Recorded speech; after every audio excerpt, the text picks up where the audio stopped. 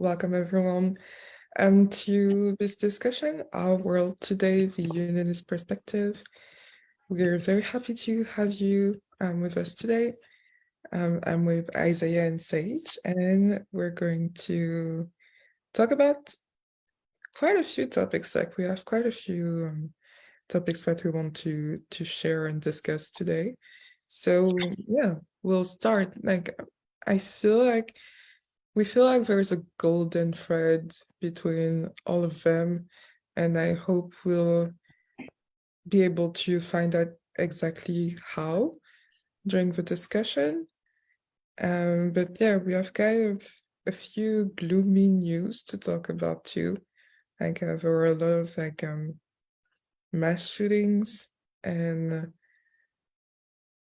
inquiry on police and gun violence this week. So yeah, let's dive right into it. How do you guys feel about starting with whatever topic? Do you feel attracted to a topic, like for example in the US, like the story of Tyre Nichols or things like Well, that? for me, that one has been like, I was just listening to a story about it on the radio, driving around. And yeah, I think that could be a start because it's like the biggest news right now in the US. It's pretty much the number one story, maybe the debt ceiling, but I think this is probably way ahead of that. So Yeah, yeah, I did feel that too. yeah. Yeah, I feel like it's, let me see. So to give a summary of it, I guess I could talk about it a little bit. So Tyre Nichols was stopped recently by the Memphis police. It's this special unit, which we'll get into later. But basically, he was stopped for a purported traffic violation. And the police, I don't remember how he reacted initially, but regardless, the police immediately, what's the right word to say? Just they were attacking like immediately. The body cam footage, everything, the footage they could get from like street cameras or whatever. It just showed them like straight up attacking this guy. Like they reached into the driver's side of the car. They opened the door and pulled him out. And no police officer is taught to do that because it's dangerous for the officer. So like right from the beginning, right? These people who were on the scene were not responding correctly. And then yeah, they just drug him out and started attacking him. And then the guy, Tyre Nichols, he tried to run and because he was being attacked, and then they just continued to attack him until he was in critical condition and he died. And it's just this really crazy story and shocking. And it has, what I was hearing about it was people were asking, like, is this more proof of like institutionalized racism in policing? Meaning, like, some people say that policing in America is like inherently racist institution because it has roots in like slave patrols to try to like prevent slaves from escaping. And some people are saying that racism is just deeply inculcated in the culture of policing. And they're pointing to the fact that like the officers who murdered Tyre Nichols were 5 Black men. So they're saying it's not just because you have white officers who are prejudiced personally, it's because like the institution or the culture of policing is inherently like racist, basically. So that's what I was hearing on the radio. And I was like, yeah, there's definitely some stuff to delve into there. And yeah, I don't know. And my feeling about it is, well, I just want to hear what you guys have to say about it. Like, do you have any feelings or thoughts about that and how it's going? Yeah.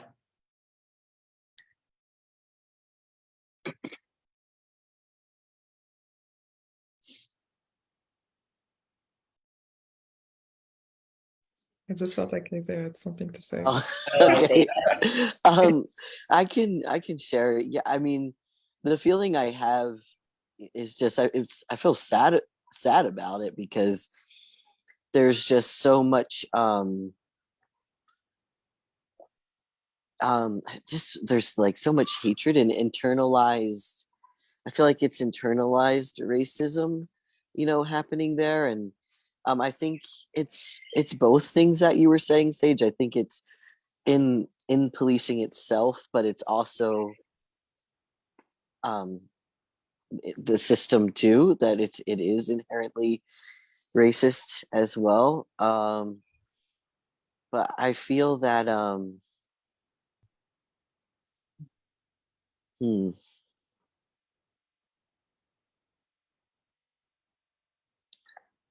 yeah, that I feel that the hatred and the internalized hatred and racism has to be healed for this to get better, you know. Yeah,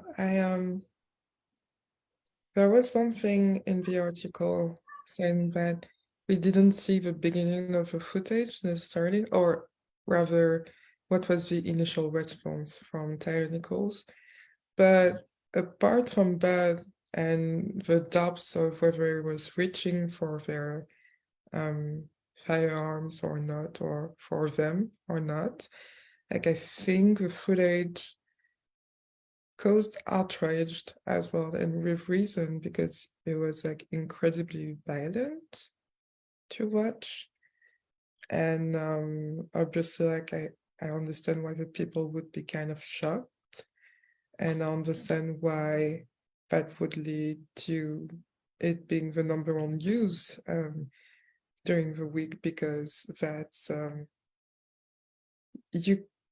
you're not, whatever it is, like you're not indifferent to what happened.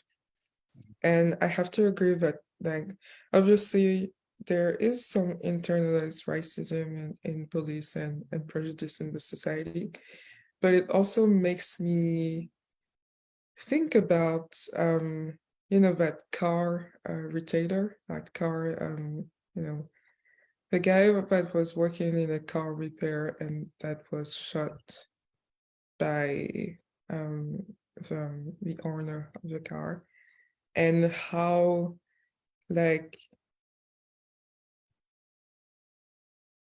it just feels like there's this outburst of violence, of internalized maybe hatred and violence from maybe Black people, Black men, and that there's something here to heal too, and that it's pretty painful to look at, but in a way we have grown up in such a reality of violence and prejudice that obviously, like, there are going to be some people are going to have like some pretty deep shit to heal about that, and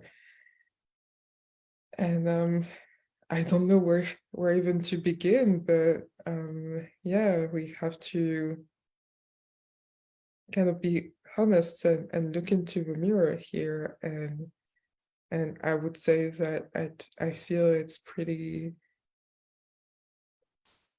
there's just something about, like, for example, Black communities and violence in it that is not just like, obviously some of it is used as a stereotype to kind of you know paint people as dangerous and as being ghetto, but there's also a very real part about people being in this, living in this kind of hellish reality where they feel like violence is their daily life. And yeah, I would say that it's even more enhanced in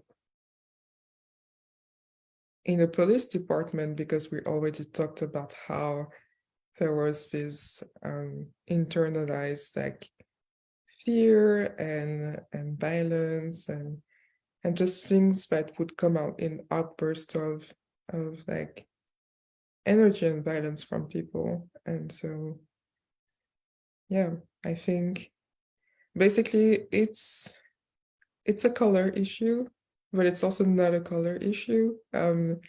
It's several things at the same time, and I think that's probably why it's provoking such an upheaval in society as we speak.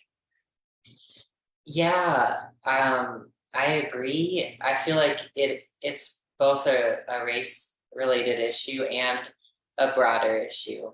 I agree with you because the fact that those officers had such a brutal response to Tyre Nichols, and he just had a traffic violation, maybe like he might have when he was driving. It just shows that there is a feeling. I feel like it's like a feeling of powerlessness, and it's an upset about feeling really unsafe or feeling like, there's bad people out there who are going to harm you, and a feeling that there's nothing you can do. And so you just really lash out to try to, this is an illusion of like, this is how I reclaim my power, is by being like this. And a lot of people feel this way, no matter what their race or ethnic background, although it looks differently and it feels differently, but meaning feeling like you have to be on guard and you have to be really ready to fight and defend yourself. And that's something that I think the US in particular really has, like what you're saying with the car mechanic who was shot in Georgia because the guy who shot him suspected he was stealing his car. That's just such a snap trauma response, right? And yeah, I feel like it's that, and it's about just healing your power and feeling like you have power, I think, within, and that you're not a victim. Because usually with these police units, like this was a special police unit in Memphis, and yeah, these types of units like pop up when there's like a community outcry of like, hey, there's been a lot of violent crime recently, or there's been a lot of robbery recently, and we need like an all hands off approach, meaning they get these special units who are like elite officers who have less oversight, and they don't have to follow the same rules as normal police officers, right? And so then they go, and usually they do reduce crime somewhat, but then they get involved in scandals, or and then they get disbanded. And that's what just happened. And this lady who was a police officer was saying that same thing happened like in Detroit and in Chicago and all of that, like way back, like that's been happening since like the 60s or the 70s, And so people are saying like, help, there's so much crime, help, do something. And then the police are like, don't worry, we'll get them. And they come in with this like guns blazing attitude of like, yeah, we'll get them, no mercy.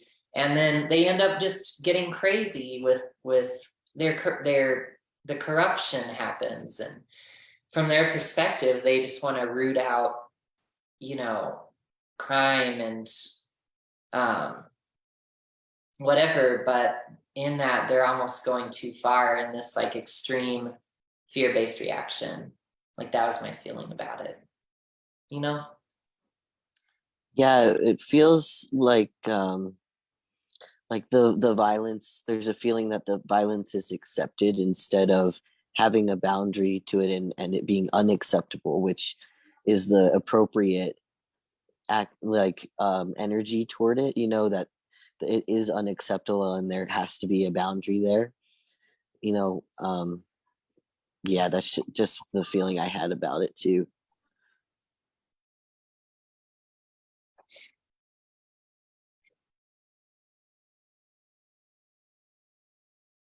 I don't know. I just feel like, I don't know if it's related, but it makes me think of a discussion I had with my best friend once on series that depict police and special units. And we have lots of them. And as much as we love this series, we were talking about how it may be romanticizing a little bit the job and the way it's handled, and also violence, even though it's not depicted as such always. And so obviously entertainment has a pretty big impact on society. And I do feel like it's somewhat linked to what Isaiah was saying. And I do also feel like it's pretty much accepted how the users, the violence is used in certain ways, up until it creates a big scandal like that, and it goes so much out of line that we can do anything but be like shocked and outraged at it.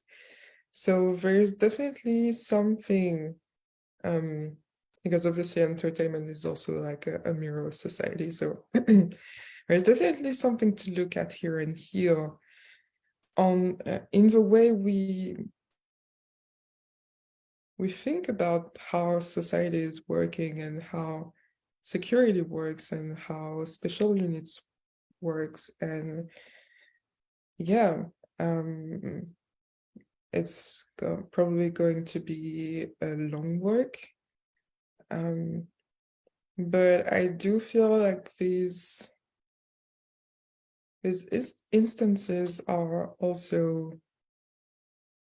helping us in realizing that there may be a sickness and something wrong with the way consciousness and ourselves are thinking about like these types of things today. Yeah.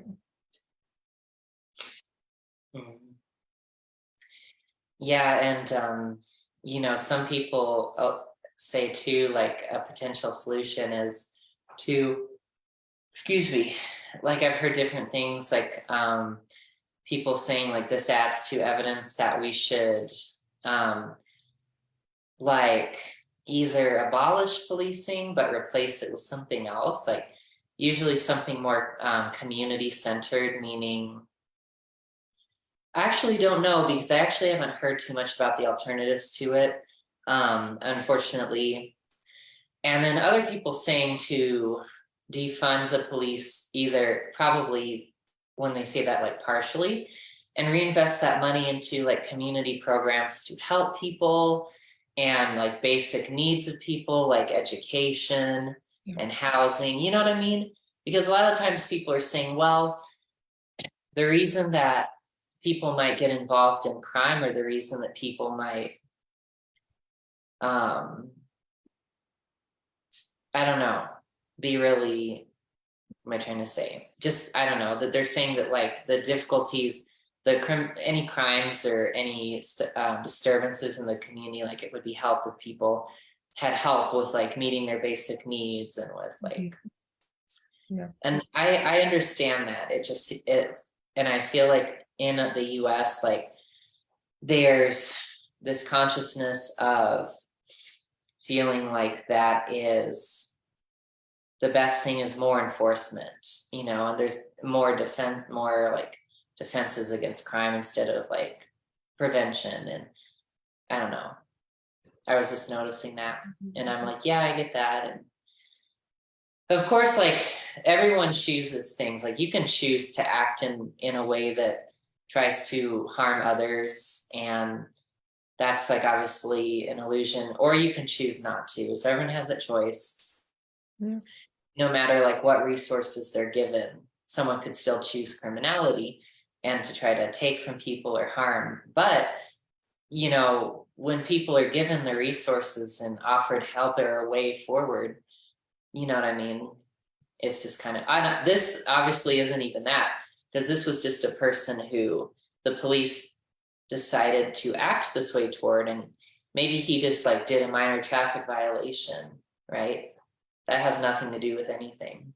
So I don't know. Anyway, yeah, words. No, I think it's actually a great transition, because a lot of people are actually thinking that, but what are we going to do? There is actually pretty much a basis, global basis on security and how it works, and we still need it. And in the case of like having 13 mass shootings in a short amount of times, like we still need this basis of security and law enforcement. And yeah, I do feel like, yes, we should definitely found causes that are supporting people getting out of like poverty and into more education.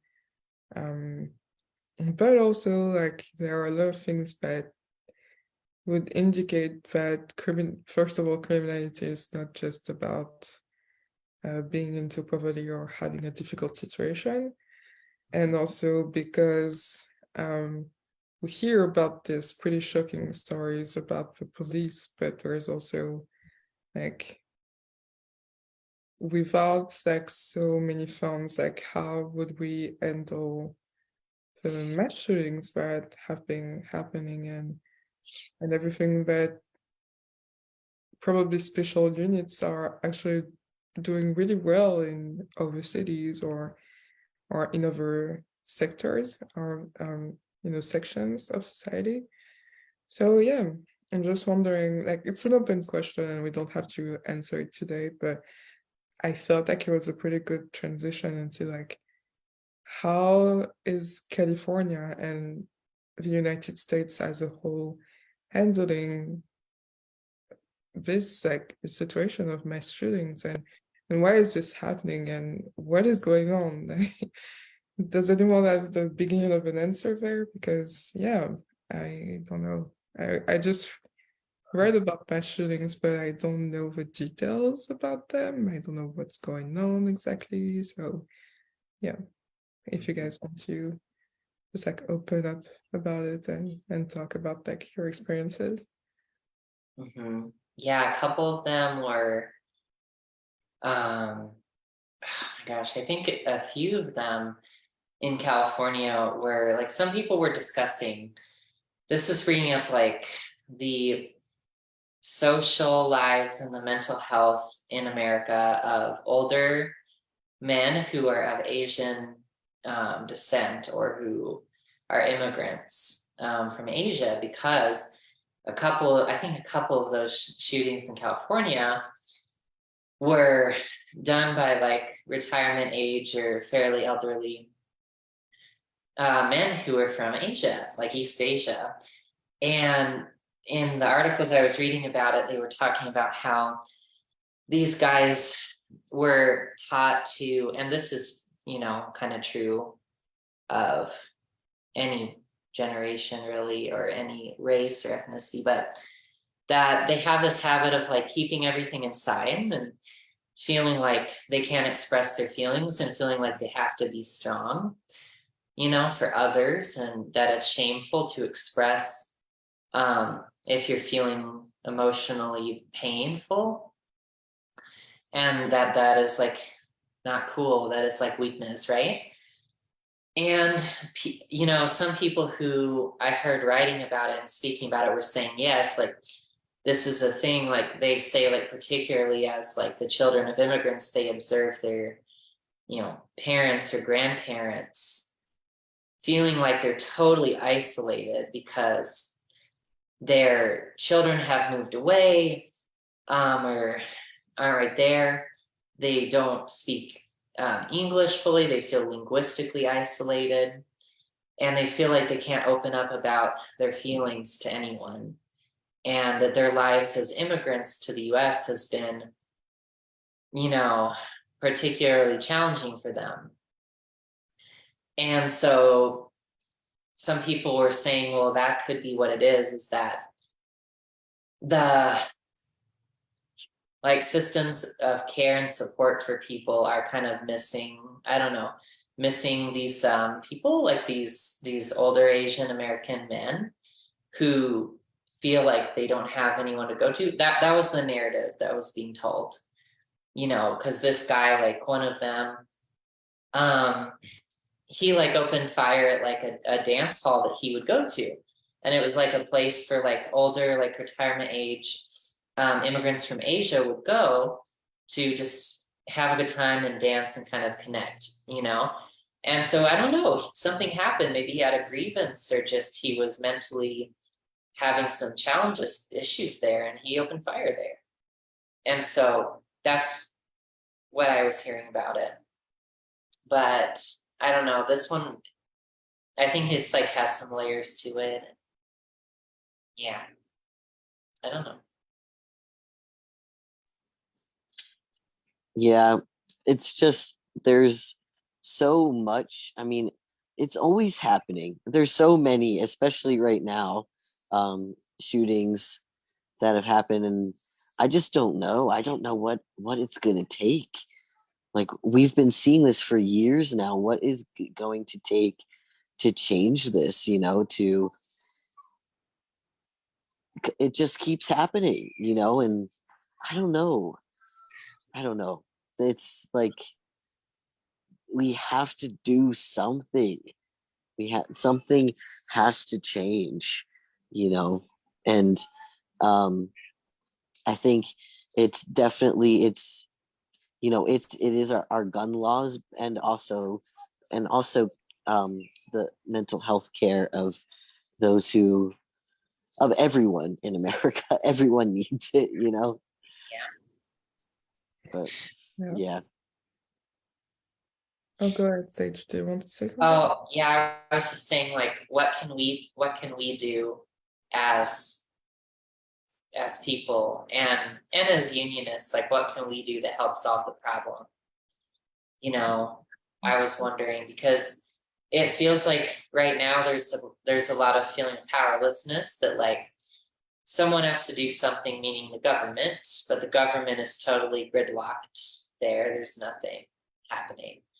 And so that's why people feel powerless. And because they're believing that that's the only solution, I was feeling like the best one thing we could do as unionists and as people, period, is to not like give our power away to it, and to not feel so helpless about it, and to encourage feeling empowered about this, and just to choose a world that's peaceful and without attack, you know. Obviously that's something that we could do, you know. But yeah, what did you feel, Yuri, or what did you want to say about it? I was just thinking about, like, do you guys remember, was it in high school in Florida, where they had a mass shooting so many years ago, and it just made like broadcast news worldwide, and basically these high schoolers became political advocates for a moment, about like gun laws and everything. And yeah, I think like what you both said was spot on, because I'm definitely working through feeling helpless and powerless about this situation right now, because I was just thinking about these high schoolers, and now they're probably like what, 22 or 24, basically my age, and nothing has changed yet. And yeah, it can be a bit daunting. But I agree, Sage, that we should probably reclaim our power there. And also, I definitely see the thread about like not being able to express your feelings and feel your feelings, in men in every area, whatever the ethnicity, because it's happened to men in different ways. Like it's happening to black men shooting black men, and this Asian men being now involved in mass shootings, as well as Caucasian men doing so too. And yeah,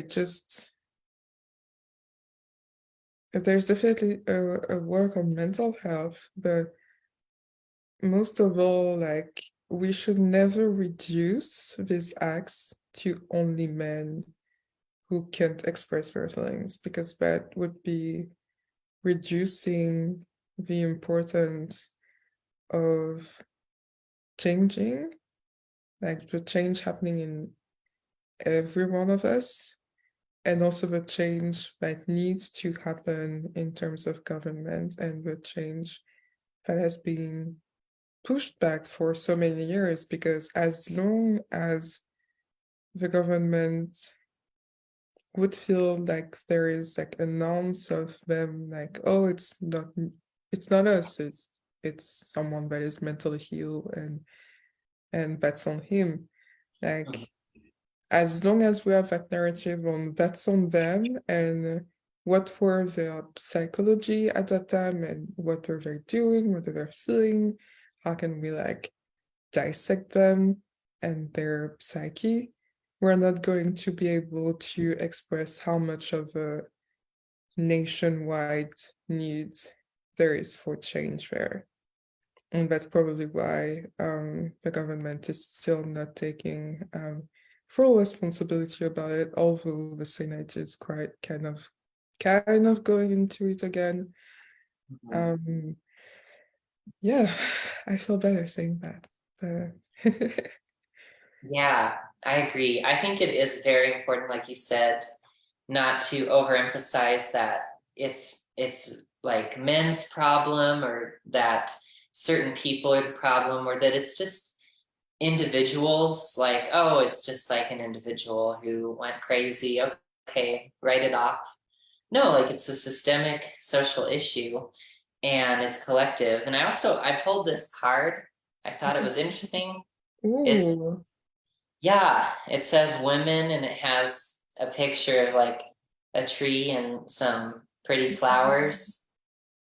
And so I was like interested in that, because I was like, why women? Why? Why us? Bringing balance there, and being the support of our twin flames, I feel would help tremendously with mental illness in this space and in every space. I think that's the work that women are doing right now, and that's probably why there are more women on the twin flame journey, directly on the twin flame journey as we speak. And also, it's funny because it's reminding me of a TikTok that I saw 2 days ago, where someone was asking the eternal question to men about like, who has the most historical feelings, like women or men? And every man was saying women. And then the drop, like the drop bomb that I was expecting was like, can you name any women that has been involved in a mass shooting Yeah. as a criminal? And everyone was like kind of like bugging and oh, oops. And it's probably kind of like, again, it's reducing, but because it's not about like being a man or a woman, but it's very telling about like the balance that there needs to be had with basically letting your union heal you, like letting love heal you in general, I would say. And yeah, they're not separate, they're both one. But yeah. Yeah. I think that maybe it's saying that if women might, as a woman, if you feel upset because you feel like maybe like men are violent or whatever to others, or to you, or to women, then you can reflect that inside, like with the mirror exercise, and find where you're violent to yourself. Because I think that obviously that it's not like men are any more like the consciousness of the masculine is no more angry or upset than that of the feminine. There's really no difference because we're one, and maybe it just looks different. And a lot of the times, like women who are involved in criminality, it just looks different, or the violence might be inside of you, or how you treat yourself, or how you treat those in around your intimate circle, or anything. And that, anyway, we can like heal where we feel like we're being, I don't know, just being abusive to ourselves, basically, or yeah, holding on to fear or allowing abuse or something, you know? Yeah. Yeah, that's interesting. It's like it's not just a man's story. It's not just a cope story. It's not just a mentally healed person story. It's like every one of us in some way. Yeah. I feel that, as the feminine is holding space for the masculine, or as the feminine is healing herself, that allows and holds space for the masculine to also come into a space where he can feel his feelings. And that's where the healing is. That is the problem, is because people aren't addressing, or the masculine is behind, I guess, in feeling their feelings. And we're just more numbed out there than the feminine, and that's, you guys are holding that space for us to um feel our feelings there, and address and face the mental health issues. And yeah, it really is like it's being done as a union. I feel when we're talking about it, it feels like there's not and there's not a separation there. We're doing it together. It's interesting. Yeah. Mm-hmm. Yeah. Yeah. I don't think men are more numbed out. I think it's just more culturally acceptable for men to hide and mask any expression of feeling. I think that's the cultural norm. And women do that too. I think for women, it's seen as more acceptable culturally to voice your feelings, but to actually move through them and heal, that would be the step forward, because otherwise it's good to voice your feelings and talk about your life and your challenges with others, but you have to choose love there in order for something to change. Yeah. Yeah, definitely. Feels like a good time to change the topic. So yeah, what's next? I think we have Do you guys want to talk about the spill yeah. and that app? I'm Yeah. for big tech layoffs and spill. Yeah. Yeah. Yeah, so let's spill the tea, right? What's the tea on this new app? I'm so proud of myself for the pun. Yeah. Well, yeah, it's basically someone that was laid off by Twitter, as well. Created his app, and it's got everything. It's got like inclusiveness. Format is it seems to be very straightforward. It's got AI, and it's got ethics involved in the culture of that business, and it's getting funded for like several million dollars, just for its growth in 2023. It's interesting and very impressive that he was able to raise the funds in such a quick way, and in a sense, like we could see it as just a good example of like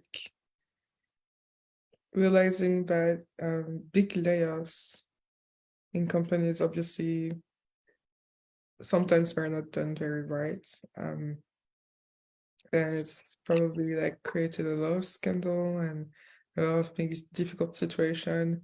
But there is also a lot of like probably upheaval and taking a step back and reviewing your life that is happening when you have such a big transition. And it's definitely a way for, I guess, the universe to tell you like, hey, there's something better for you here. And I feel that's a pretty beautiful success stories that says like, challenges and like dark nights of the soul or things like that are just like a rite of passage. And for him, like it works because he really believed in having a more ethical social media platform, and you probably tried to do this at Twitter for like a few years, and his time at Twitter probably trained him to be able to build his own. So yeah, I would say that's one perspective on the topic. Like, how do you guys feel about Spill? Yeah, I feel like that pretty much sums it up. I mean, it's kind of a story of someone who, had a lot of really good ideas, had a lot of expertise, and had this dream and this passion in his heart. And he was working with other colleagues who shared that vision and had a piece of it.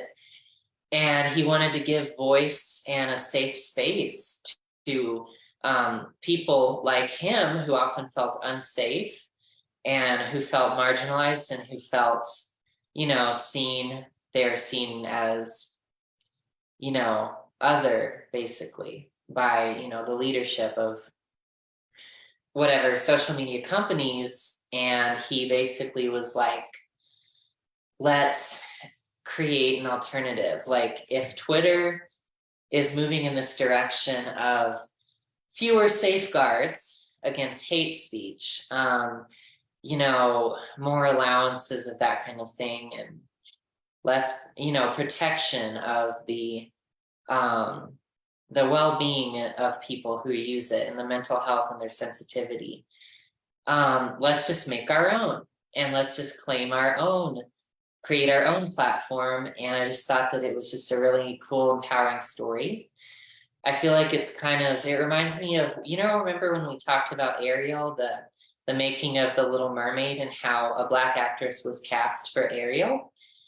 And, our guru, our spiritual teacher, Shaleia, commented, she said, it's kind of a partial victory because it shows a Black woman in a role, but it's not, it's just putting someone of color in the role of a story with a traditionally white character. And the real victory would be creating something that is kind of your own culture, like your own story. You're writing your own story and believing in it, and I feel like this is kind of in that same spirit, and creating a company where it's designed to be a safe space, and there's sensitivity, and the AI that tracks like offensive content is trained on African American vernacular too. I didn't know that, but when reading, I learned that, like the AI goes and it tries to find offensive speech to get flagged, but that, African American people who put out posts using like their vernacular speech get flagged way more often by the algorithm, because the algorithm is like, I don't know what to do with this. This seems weird, because the people writing it created it that way. And so, you know what I mean? I feel like it's just a really good example of someone being like, okay, it's time to like create my own space here and write my own story, you know? I had no idea with that. AI. It's so cool, actually. You're 100% right. And I had forgotten that Shaleia said that about creating something of your own culture and putting it there. And that the way he created his AI to be vernacular friendly for Black people, it felt it feels so good, and also it makes me think of Big Hero 6. I don't know if you guys watched that animated movie. I watched it like a few months ago and it was so good. And basically the guy was integrating his culture, which is like a mix of American and Japanese in a like imaginary city. He was integrating his culture into the robots until the robots integrated the culture of others as well. And there was the culture of emotion, the culture of video games, the culture of ethics and ethnicity. And just like the fact that he made his AI like that in Spill, I find this so inspiring. Also very futuristic, but like so good in terms of like, you know, it actually feels like it's made for people to be supported, because the story of Big Hero 6 is that he supports people in like menial tasks and big things like saving the city. And he's there for everyone. It's like a very comfortable cushion under you to help you grow into a better person. And it was kind of like that.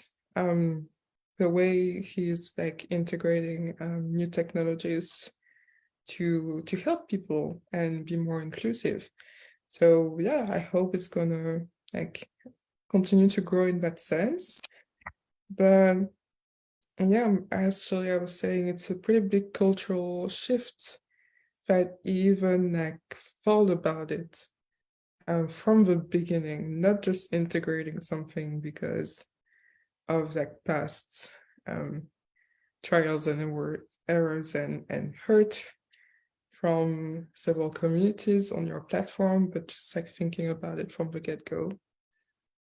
Yeah. Yeah. It's really Yeah. interesting. I want to try it. I think it will be cool. Yeah, I think it'll have a lot of spillover into people all around the world. Who knows, like maybe we'll get our notes and news from Spill in the near future, maybe. Yeah, that would be cool. Yeah. And I wanted to reemphasize too what you said about it feels like more supportive, like the Spill, like I feel like it's more of like a mentality that is taking care of people and versus being like everyone is kind of out for themselves and we need everyone's voice, whether they're talking in a way that is intended to be harmful or talking in a way that's intended to bring love into the world. We don't care because it all increases our traffic. The more controversy, the better. Use at your own risk. That's been like social media websites have had that mentality with their efforts to have some restraint on that, just to comply with the public's stomach and appetite for that kind of shit and government regulation. But this seems more like, no, we're going in with the intention to make sure people feel safe and supported. And I just wanted to emphasize that because I thought that was a great point. Yeah. So. Anyway. Yeah. Yeah, feels nice. Did you, oh, I'm sorry, go on. No, I wasn't going to say anything. Go ahead. Well, I just wondered what you guys feel this moves into. Like what topic or Weirdly enough, I'm feeling like it goes into like New Zealand and the comment that one person that watched us left on New Zealand and politics, probably because it feels like this guy at Spill, he claimed his power to create his own thing. And because the comment and conversation around New Zealand was talking about claiming your power as a woman or an indigenous people there and writing your own story and working towards achieving that instead of trying to rely on other political systems and people to kind of do the work for you. Not that it wouldn't be amazing if they did, but feels like actually a story about taking your place in society, and it makes me remember a TFAS class where Jeff was saying like you're so important that the universe wouldn't be complete without you. And I feel like, contrary to probably the outburst of violence from men of color and people in general, which is probably linked to not being able to have a voice as a minority, or thinking about your situation and your state in life is just there to hurt you. Like this feels like actually healing in this space and bringing your culture forward, basically. what were in with the New Zealand thing? Like, were you referring to the story about like Jacinda Ardern choosing to step down, or Yeah, I was referring to that, and also the response that we got from I don't want to butcher his name. oh, Hinakai? Nikai, yeah, Yeah, she often goes by Hinakai.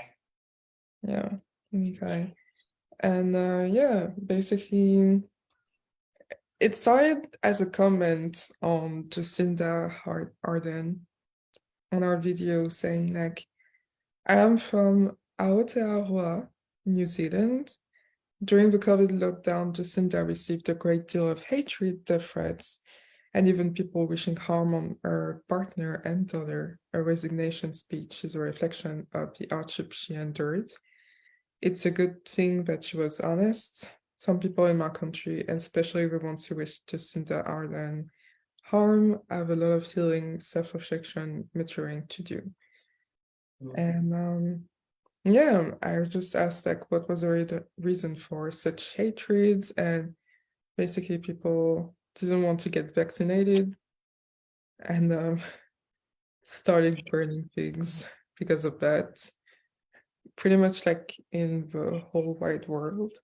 But probably because she was a woman, the critics and were probably much harsher on her because yeah, people probably don't want to be ruled by someone that they see as different sometimes. And so yeah, and then we went on talking about how she was really doing well in politics and how her family's story is very much linked to the indigenous people story, and how she introduced an Indigenous New Year as a national holiday, which is pretty impressive. And very much needed in New Zealand, which is like a lot of it is indigenous culture and should be recognized. And yeah, she was the only one to recognize the independence of indigenous people that they were claiming, but everyone else before were refusing. And yeah, she just kind of opened the way to indigenous people claiming their power in politics and actually going forth and on the political space, in the political space in New Zealand. And yeah, it's just like, basically, I just see the ripple effect of her being the head of government for the past few years. And it makes me think of Spiel because like there were a lot of like blessing in disguise in what she did in like exercising her purpose.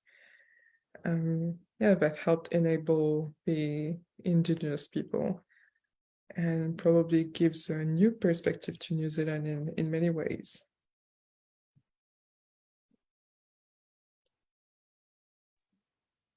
Yeah, I also feel that, with her decision to, like, what we've seen from her in all of her decisions is she's really like a leader for politicians, I feel, and is holding a higher consciousness that I hope that we see others follow in her footsteps. That, you know, yeah, I just feel it's this, yeah, definitely leading a leading consciousness when it comes to politics and politicians. Yeah. So should we say that New Zealand as a consciousness was choosing something better? So kind of a cultural shift for themselves. Yeah, I hope that they keep on choosing that. Hmm. Yeah, I feel like it. And yeah, I feel like maybe for her, she might have felt like all of this responsibility to advocate for people was on her, and she was receiving a lot of backlash for it, and just for being who she was as a woman in the office that she was. And I think she was just continuing to lead with compassion, maybe because she had compassion for herself there. And I don't know, I think it's like, it's also a sign for people to continue to like build the kind of life and the kind of country that they desire and everything, and continue to do that, and not just place all of your hopes into the national leader, like into the prime minister, but also, you can continue to advocate there. But it was, yeah, I thought it was related to that, because like, yeah, she advanced the consciousness a lot and reflected in advance, but she couldn't, like, I feel like the feeling that maybe was there was she can't like do it all by herself, and she can't do it indefinitely because like she's really bearing a lot of heavy stuff, I Yeah, guess. yeah, I feel so too. I feel so too because it's actually feeling like claiming her power. It's not feeling powerless. And claiming your power and choosing love may feel and look different in many circumstances. And I feel probably that was her reality and how she decided to handle that, which like led to basically Hineka and I having this conversation and me wishing her and praying for her people to claim their power quite literally into politics. And I feel it's not a coincidence that I said that and that we're talking about like claiming your power, feeling powerless or not.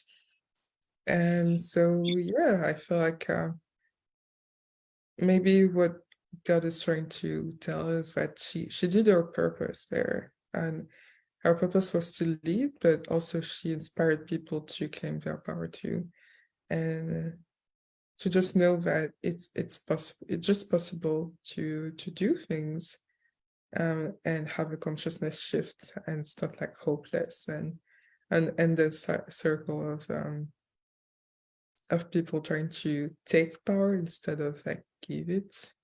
Like she really gave power to people. She empowered them, basically, is what I meant to say. Mm.